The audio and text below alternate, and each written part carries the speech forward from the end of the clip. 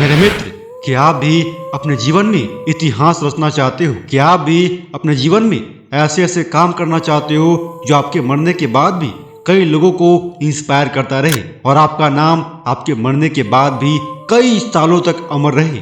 इसे ही तो कहते हैं इतिहास रचना।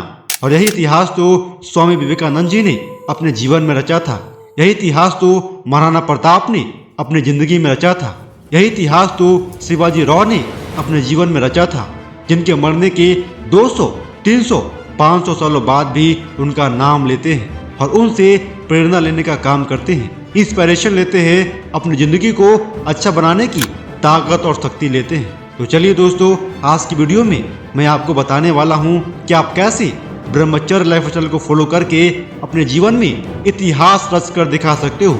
आप भी विवेकानंद जी बन सकते हो, आप भी शिवाजी राव बन सकते हो, आप भी महाराणा प्रताप बन सकते हो। सबसे पहले मैं आपको विवेकानंद जी के जीवन से शुरुआत करता हूँ। विवेकानंद जी ने अपने जीवन में 12 सालों तक लगातार अखंड ब्रह्मचर्य का पालन किया था और इस ब्रह्मचर्य की शक्ति की वजह से उनके जीवन में 3 सबसे बेस्ट क्वालिटी आई थी, जिसकी वजह से वे इतिहास रच पाए, जिसकी वजह से वे इतने अद्भुत कार्य को करके चले गए, जिसकी वजह से आज लाखों युवा उन्हें अपना आइडियल मानता है, उनके विचारों को अपने जीवन में फॉलो करने का प्रयास करता है। शिकागो में उनके द्वारा दिया गया भाषण से पूरा अमेरिका ही नहीं बल्कि पूरे दुनिया के लोग हिल गए थे।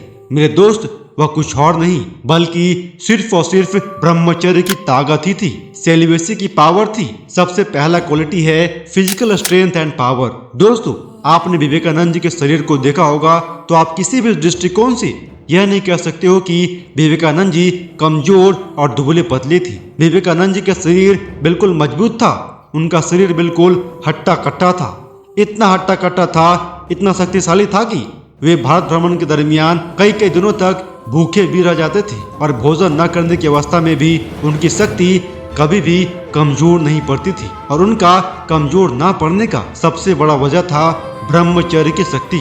जी हाँ दोस्तों, यह ब्रह्मचर्य की शक्ति होती है जो आपको नरिश करती है, जो कि आपको शक्ति प्रदान करती है अगर आप खाना नहीं खाओ तब भी। और इसी शक्ति का उपयोग करके बहुत सारे योगी हमारे भारत के इतिहास में कई कई सालों तक तपस्या करते रहते थे, साधना करते थे। अब दूसरी क्वालिटी है कॉन्फिडेंस, यानी आत्मविश्वास का आना। दोस्तों, विवेकानंद जी के जीवन में ऐसे कई एक लोग मिले जो कि विवेकानंद जी को नीचा दिखाने का प्रयास किया, उन्हें कमजोर साबित करने का प्रयास किया, लेकिन विवेकानंद जी ने हर किसी को मुंहतोड़ जवाब दिया।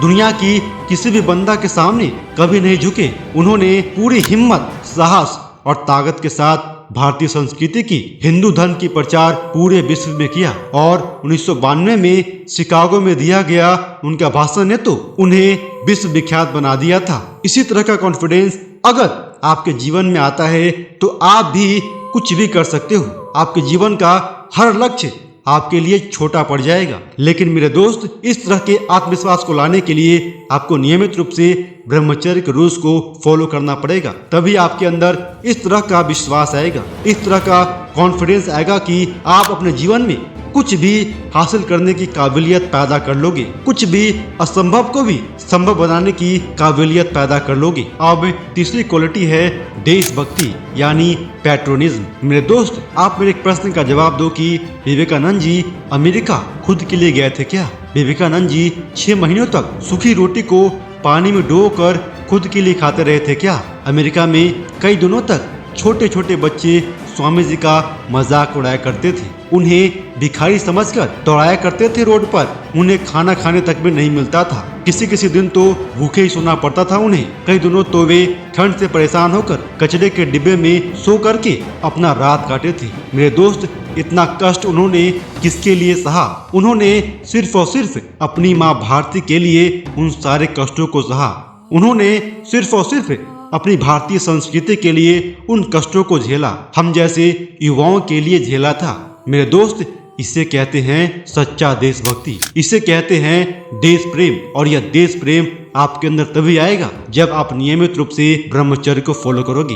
अगर आप अपने जीवन में ब्रह्मचर्य के रूल्स को फॉलो करना शुरू करोगे तो आपके कलेजे में, आपके मन में देशभक्ति की भावना भरने लगेगी। और देशभक्ति की भावना से सुंदर भावना और दुनिया की कोई भी भावना नहीं होती है। यह भावना आपके जीवन को तार देगी, यह भावना आपके जीवन को सफल बना देगी। इसी तरह से शिवाजी राव ने भी बचपन से लेकर के जवानी तक लंबे टाइम तक ब्रह्मचर्य को फॉलो करते रहे और इसी वजह से उनके अंदर फिजिकल पावर आई, इसी वजह से उनके अंदर वह आत्मविश्वास आया, इसी वजह से उनके अंदर वह भक्ति भावना पैदा हुई, जिससे उन्होंने मुगलों के नाक में दम कर दिया और आज़ादी की लड़ाई के लिए मरते दम तक लड़ते रहे। और कुछ इसी तरह का साहस और पराक्रम महाराणा प्रताप जी ने भी अपने जीवन में दिखाए। उन्होंने भी कई सालों तक जंगल में रहकर घास की रोटी खाए, लेकिन उन्होंने अपनी भारत माँ की सेवा करना नहीं छोड़ा। उनकी फिजिकल स्ट्रेंथ इतनी ताकतवर थी कि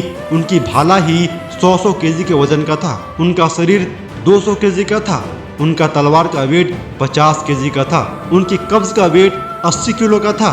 यह चीज़ यह बताती है कि महाराणा प्रताप फिजिकली कितना ज़्यादा स्ट्रांग थे, कितना ज़्यादा मजबूत थे। रफली आप मान लो तो लगभग वे युद्ध के मैदान में 300 से लेकर के 400 केजी वेट को उठाकर जाया करते थे और लड़ते भी थे और जीतते भी थे।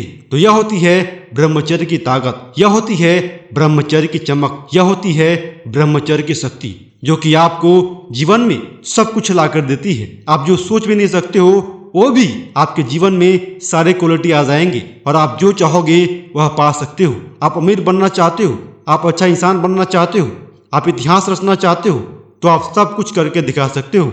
इस तरह से आप ब्रह्मचर्य को फॉलो करके अपने जीवन में इतिहास रच कर दिखा सकते हो, कुछ अच्छा करके दिखा सकते हो। जय हिंद।